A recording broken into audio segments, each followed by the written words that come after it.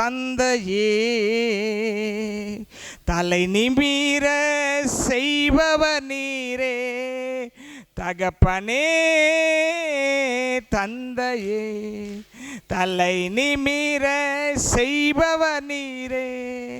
கேடகம் நீரே, மகிமையும் நீரே. தலை நிமிர செய்பவர் நீரே, தலை நிமிர செய்பவர் நீரே.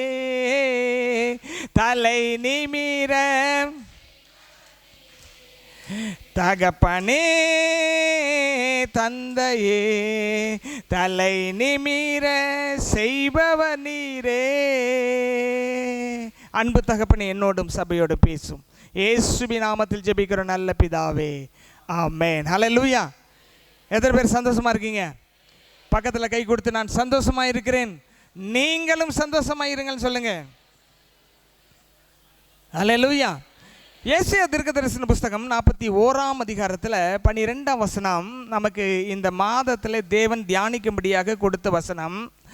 அதில் ஆண்டவர் சொன்னார், உன்னோடு போராடினவர்களை தேடியும் காணாதிருப்பாய், உன்னோடு யுத்தம் பண்ணின மனுஷர் ஒன்றும் இல்லாமல் இல் பொருள் ஆவார்கள்.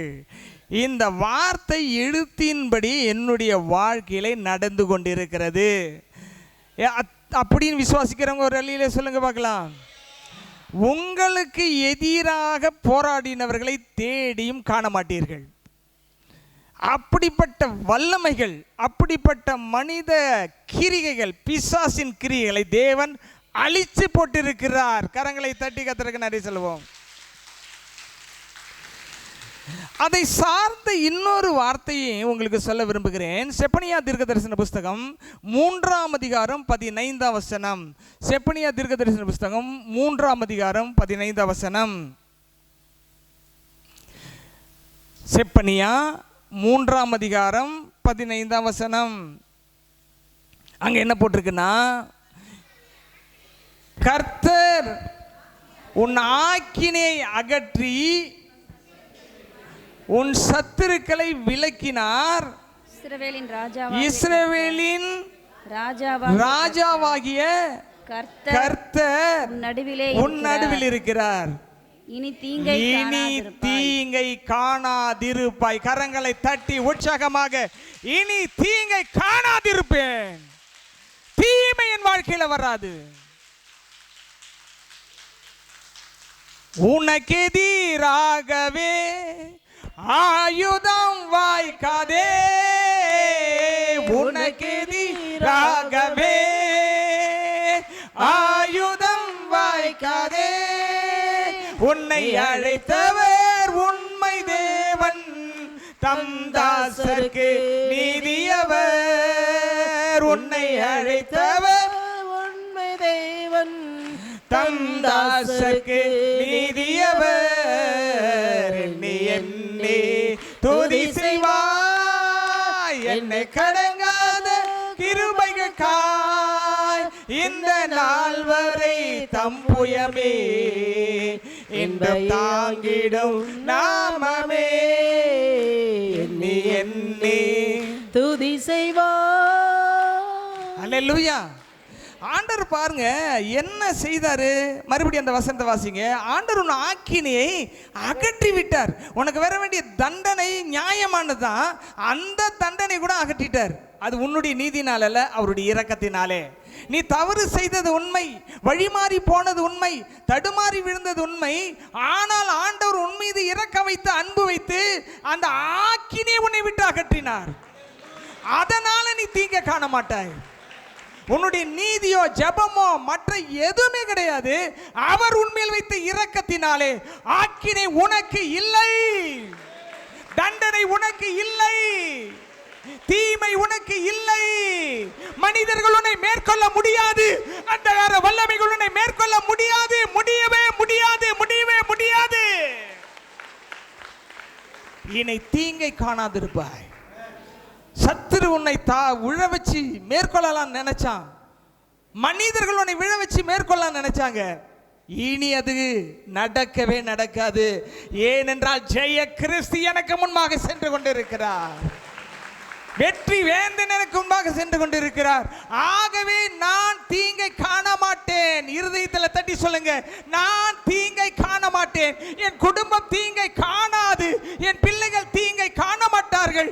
என் பேர பிள்ளைகள் தீங்கை காண மாட்டார்கள். எனக்கு நன்மையே நடக்கும்.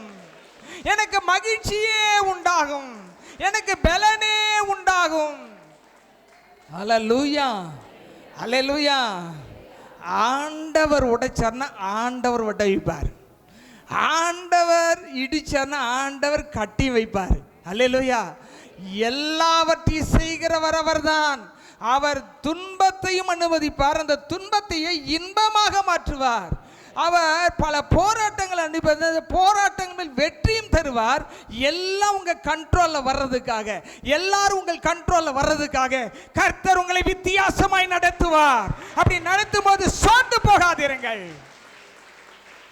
அதுக்கு ஒரு உதாரணத்தை நான் எஸ்தரின் புஸ்தகத்திலே, இந்த மகளிர் தினத்தன்றையிலே எஸ்தரின் புஸ்தகத்தில் இருந்து நான் உங்களுக்கு சில வசனங்களை வாசிக்க விரும்புகிறேன். அல்லேலூயா. இங்க பாத்தீங்கன்னா, எஸ்தர் பெர்ஷியா நாட்டினுடைய ராணியாக இருந்த பொழுது அங்கு ஆமான் என்கிறவன் யூத இனத்தை அழிப்பதற்காக திட்டங்கள் தீட்டி சட்டங்கள் இயற்றி அதை கையெழுத்து போட வைத்து நடைமுறைப்படுத்தி விட்டான். எத்தனை தேசங்களுக்கு தெரியுமா? 123 தேசங்களுக்கு, 27 தேசங்களுக்கு. 1ஆம் அதிகாரம் 1ஆம் வசனம். இந்து தேசம் முதல் எத்தியோப்பியா தேசம் வரைக்கும் உள்ள 127 நாடுகளையும் அரசாண்ட அகாஸ்வேருவின் நாட்களில் சம்பவித்ததாவது. அல்லேலூயா.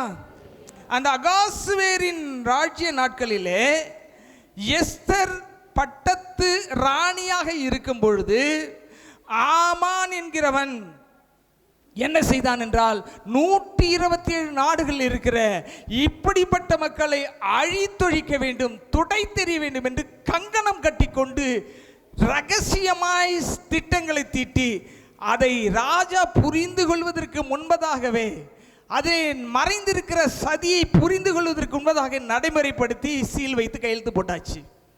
இப்போ என்ன நடக்குதுன்னு சொன்னா, இந்த எஸ்தர் ஒரு தீர்மானம் எடுத்தால்.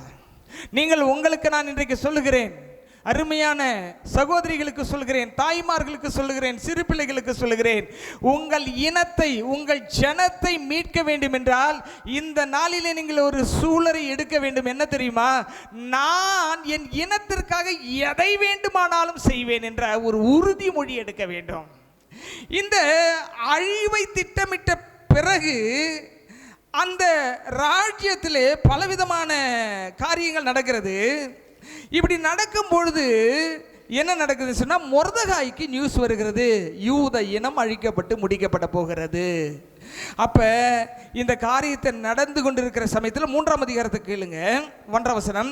இந்த நடவடிக்கைகளுக்கு பின்பு ராஜாவாகிய அகாஸ்வேரு அம்மக்தாத்தாவின் குமாரனாகிய ஆமான் என்னும் ஆகாகியனை மேன்மைப்படுத்தி தன்னிடத்தில் இருக்கிற சகல பிரபுகளுக்கு மேலாக அவனுடைய ஆசனத்தை உயர்த்தி வைத்தார். அல்லேலூயா. இப்படி உயர்த்தி வைத்த பொழுது ஒருத்தங்களுக்கு பதவி உயர்வு ஆசீர்வாதம் கிடைக்கும் பொழுது இன்னொருத்தரை அழிப்பதற்காக அதை பயன்படுத்தாதீங்க, மற்றவங்களை ஆசீர்வதிக்கிறதுக்காக பயன்படுத்துங்க. இங்கே என்னென்ன கவனிங்க, 9ஆம் வசனம். ஒரு சில சதி திட்டங்களை செய்கிறான். 9-10 மட்டும் வாசிக்கிறேன். ராஜாவுக்கு சம்மதியானால் அவர்களை அழிக்க வேண்டும் என்று எழுதி அனுப்ப வேண்டியது.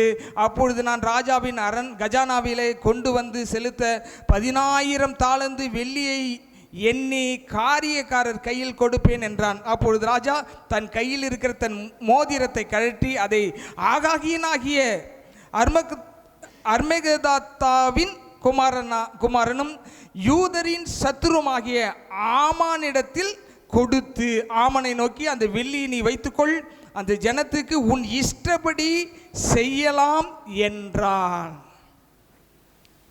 ராஜாவுக்கு விவரம் தெரியாம நீ என்ன வேணா செய், காசை வச்சுக்கோ, கையெழுத்து போடுற, எப்படி செய், உன் இஷ்டப்படி செய். நல்ல கவனிங்க.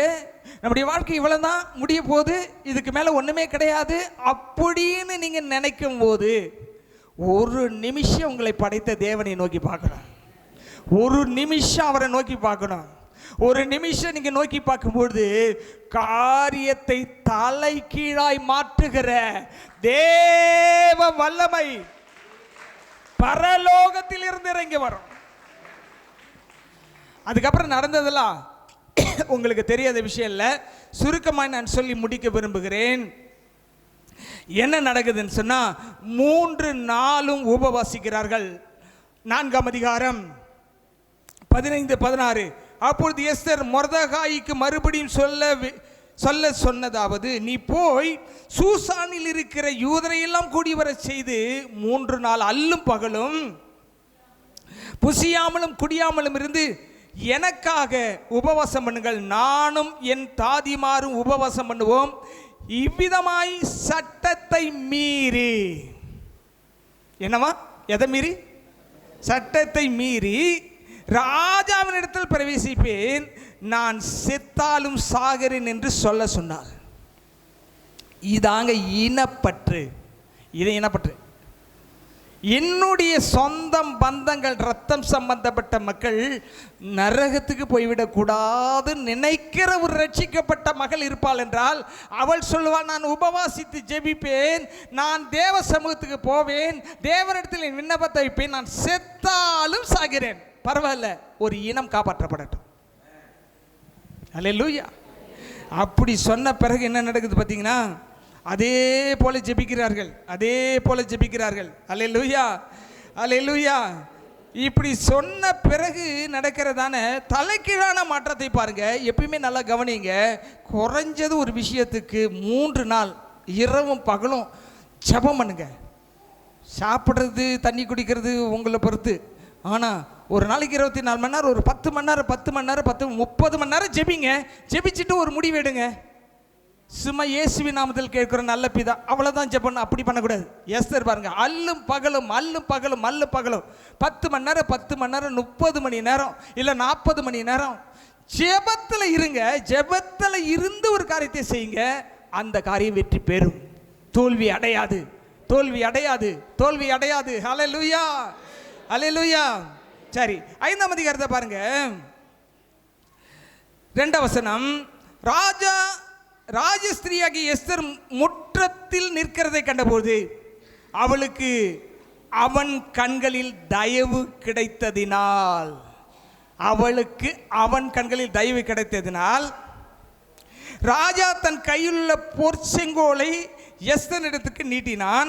அப்பொழுது எஸ்தர் கிட்ட வந்து செங்கோலின் நுனியை தொட்டாள். பர்மிஷன் இல்லாமல் ராஜா அரண்மனைக்குள்ள யாருமே போகக்கூடாது. ஆனால் அவ ஏற்கனவே என்ன முடிவு பண்ணா, நான் செத்தாலும், என்ன சொன்னா, என்னன்னு சொன்னா, கவனிங்க, நான் பேசும்போது கவனிங்க, என்ன சொன்னா, செத்தாலும் சாகிறேன்னு தீவிரமாக முடிவு எடுக்கிறவங்களை ஆண்டவர் சாகவே விட மாட்டார். அல்லேலூயா. அவ போனாக்கா நிச்சயமாக அந்த கோலை நீட்டலைன்னா அன்னைக்கு சிரசேதம் பண்ணப்பட்டிருப்பாள் எஸ்தர். அவ சாவுக்கு துணிஞ்சு போனா செங்கோல் நீட்டப்பட்டது. கடினமான இதயமுடையவர்களை கூட உங்களுடைய ஜெபம் மாற்றக்கூடியது. ஆகவே ஜெபியுங்கள், ஆகவே ஜெபியுங்கள். ஜெபம் இல்லாமல் எந்த காரியத்தை ஆரம்பித்தாலும் அது தேவனுடைய அந்த சமாதானத்துக்குள்ளே பயணிக்கவே முடியாது. வாழ்க்கையில் அனுபவத்தில் அவங்களுக்கு சொல்கிறேன். அதுக்கு கீழே கவனிங்க. ராஜா அவளை நோக்கி, எஸ்தர் ராஜாத்தியே, உனக்கு என்ன வேண்டும்? நீ கேட்கிற மன்றாட்டு என்ன? நீ ராஜ்யத்தில் பாதி மட்டும் கேட்டாலும் உனக்கு கொடுக்கப்படும் என்றான். விண்ணப்பமே பண்ணாம பதில் தானா வருது பாருங்க. 127 நாள்னா அவரை பாதி என்ன, எத்தனை நாள்? 113 அல்லது 14 நாடு கேட்டாலும் உனக்கு தந்துடுறேன். பாதி நாடு கேட்டாலும் தந்துடுறேன். உண்மை விண்ணப்பமே பண்ணல, போய் என்ட்ரான பாருங்க. உங்க ஜெபத்துக்கு வல்லமை என்ன தெரியுமா? ஆண்டவரே இருதயத்து என்னமா வேணும் கேளு, நான் கொடுக்குறேன்னு. நீங்க என்ன செய்றீங்க? கேட்டுக்கிட்டே இருக்கீங்க, கிடைக்க மாட்டேங்குது. இன்னைக்கு நிறைய பேருடைய வாழ்க்கையில சோதனை என்ன தெரியுமா? எவ்வளவு ஜெபிச்சாலும் பதில் கிடைக்க மாட்டேங்குது, என்ன சொன்னாலும் கேட்க மாட்டேங்கிறாரு, எதையுமே செய்ய மாட்டார். ஏன் தெரியுமா? இருதயத்தை உடைத்து துணிஞ்சு நின்று எஸ்தர் கேட்ட மாதிரி கேட்டு பாருங்க, உங்களுக்கு பதில் அடுத்த செகண்ட் வரும். உங்க வாயை திறக்கிறதுக்கு முன்னாடி அவர் வாயை திறந்துருவாரு. அல்லேலூயா. அதுக்கப்புறம் நிர்மூலமாக்கப்பட்டதான ஒரு விஷயத்தை நீங்க பார்த்தீங்கன்னு சொன்னாக்கா, நம்ம கடைசிக்கு போயிடலாம். 7ஆம் அதிகாரம்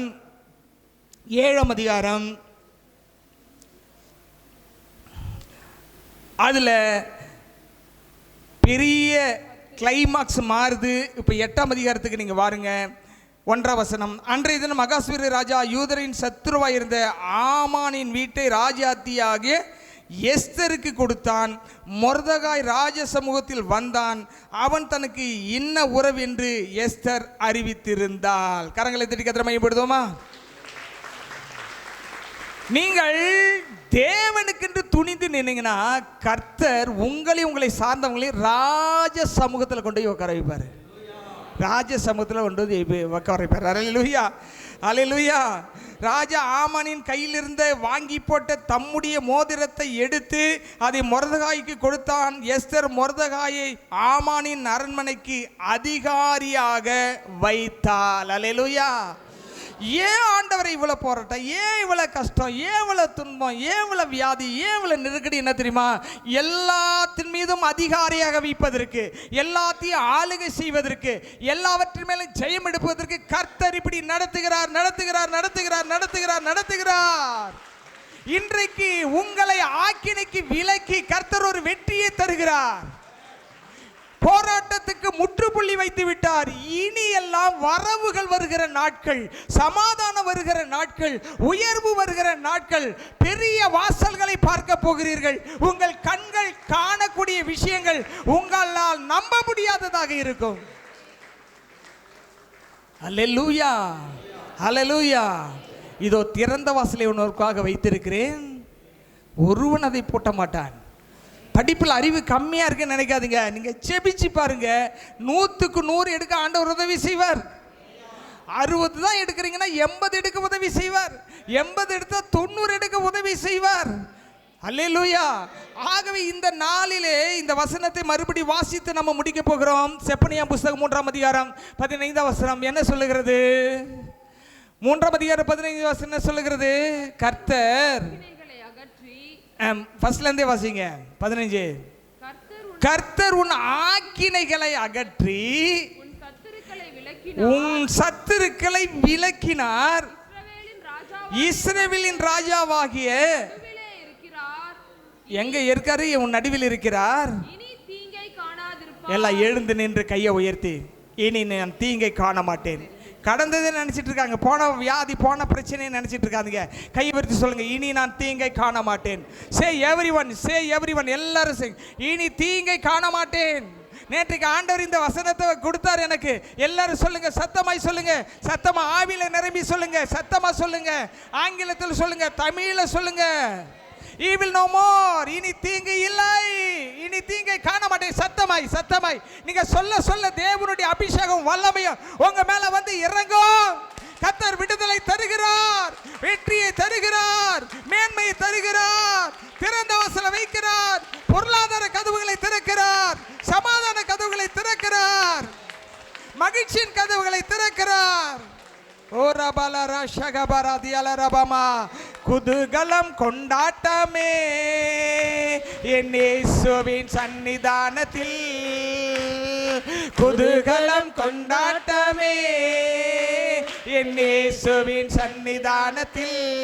ஆமென் ஆமென். ஆனந்தம் ஆனந்தமே என் அன்பரின் திருப்பாதத்தில். உற்சாகமாய் ஆமென். ஆனந்தம் ஆனந்தமே என் அன்பரின் திருப்பாதத்தில்.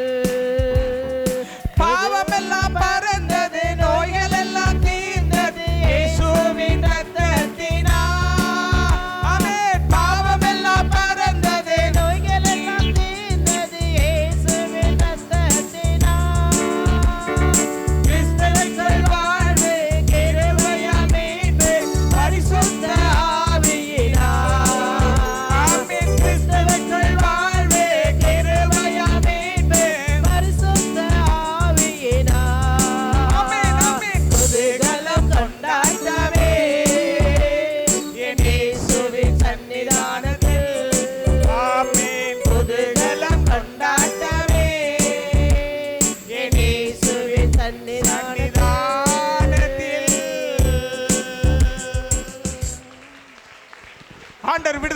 கொடுக்கிறார்.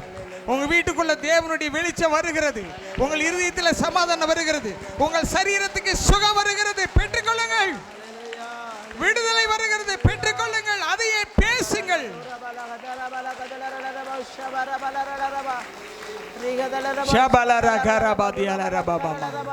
Thank you Lord Jesus. எங்கள் அன்பு நிறைந்த பிதாவே, இந்த நல்ல நேரத்துக்காக நன்றி. நீர் எங்களோடு கூட பேசினதற்காக ஸ்தோத்திரம். தொடர்ந்து உள்ளதான எல்லா விஷயத்தையும் நீர் பொறுப்படுத்திக் கொள்ளுங்க. ஆசீர்வதிங்க. ஆபோஜன பந்தியை ஆசீர்வதிங்க. இயேசுவின் நாமத்தில் ஜெபிக்கிறோம் நல்ல பிதாவே. இருதயத்தை கவி சொல்லுவோம். என் ஆத்துமாவே கர்த்தரை ஸ்தோத்திரி. என் முழுவதுமே அவருடைய பரிசுத்த நாமத்தை ஸ்தோத்திரி. என் ஆத்துமாவே கர்த்தரை ஸ்தோத்திரி. அவர் செய்த சகல உபகாரம் என்று மறவாதே. ஆமென். நம்முடைய கர்த்தராகிய இயேசு கிறிஸ்துவின் கிருபை, பிதாவாகிய தேவனுடைய அன்பு, பரிசுத்த ஆவியின் ஐக்கியமும் காவலும் சமாதானமும் உங்கள் அனைவரோடும் என்றென்றும் இருப்பதாக. ஆமென். அல்லேலூயா, அல்லேலூயா, அல்லேலூயா. God bless you. இன்னைக்கு